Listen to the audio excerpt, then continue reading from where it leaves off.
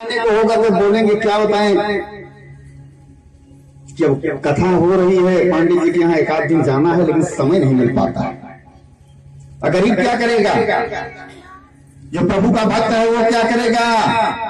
प्रभु के भक्त जो है वो क्या करेंगे कि वो सब काम छोड़ करके कहा कि ठीक है 10 दिन बाद ही होगा। ये कथा सदियों नहीं होने वाली है, कथा में चलेंगे, कथा श्रवण करेंगे। तो श्री रामा जी जो है आज क्या कर रहे हैं? सुदामा जी जो है चल दिए, अब जैसे चल दिए लिखा गया है कि तू अगर परमात्मा के लिए एक कदम चलता है ना, तो परमात्मा तुम्हारे लिए 7 कदम चलते हैं। हम तो मानते हैं 60 नहीं, कितना 60 कदम चल करके आते हैं। हम तो अपनी बात मानते हैं कि जरा सा प्रभु का स्मरण किए तो कितना जल्दी आकर के मेरी रक्षा कर लेते हैं। प्रभु ने देखा कि सुदामा जी आ रहे हैं, और सुदामा जी जब आ रहे हैं तो योग माया को बुलाया कि सबसे पहले इनको सुला दो।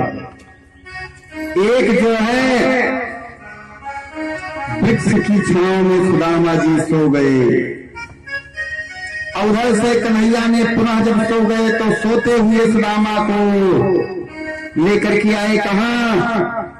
द्वारिकापुरी। अब द्वारिकापुरी में जैसे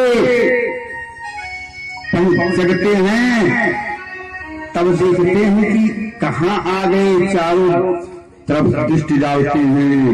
अब दृष्टि डालने के बाद देखते हैं एक सज्जन मिलते हैं, उसे कहा कि ये बताओ कि भैया मुझको द्वारिकापुरी जाना है। कहां? द्वारिकापुरी में ही आप खड़े हैं। कहा ये द्वारिकापुरी है?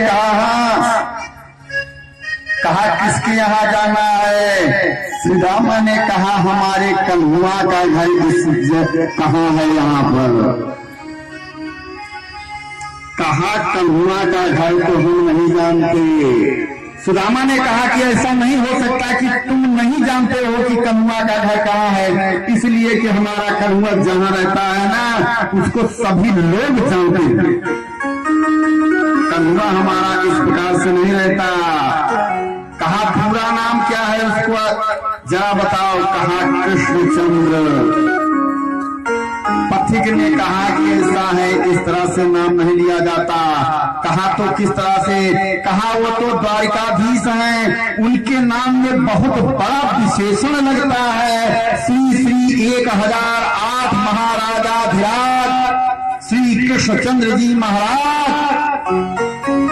कहा होगा भाई, लेकिन हम तो कन्हुआ के नाम से ही जानते हैं। अब कन्हुआ को ही कन्हुआ के भवन में जाना है।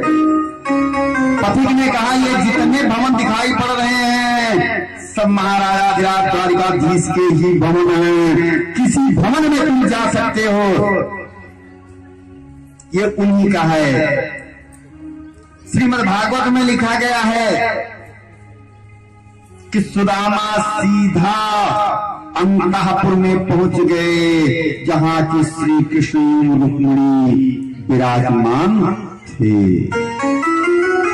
लेकिन एक संत हुए नरोत्तम दास।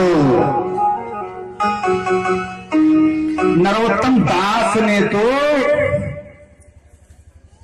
दूसरा लिख दिया, और आज संत वही कहते हैं कि सुदामा जैसे पहुंचे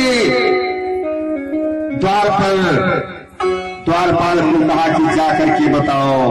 द्वारपाल जो है वो जाकर के प्रभु से कहता है कि प्रभु एक सज्जन आए हैं, आपकी सभा में हम सूर्य देव को, इंद्र देव को आते देखा, लेकिन किसी ने ये नहीं कहा कि महाराज हमारे मित्र हैं। लेकिन यह कैसा है कि वो आपको मित्र बता रहा है, अब मैं समझ नहीं पा रहा हूँ।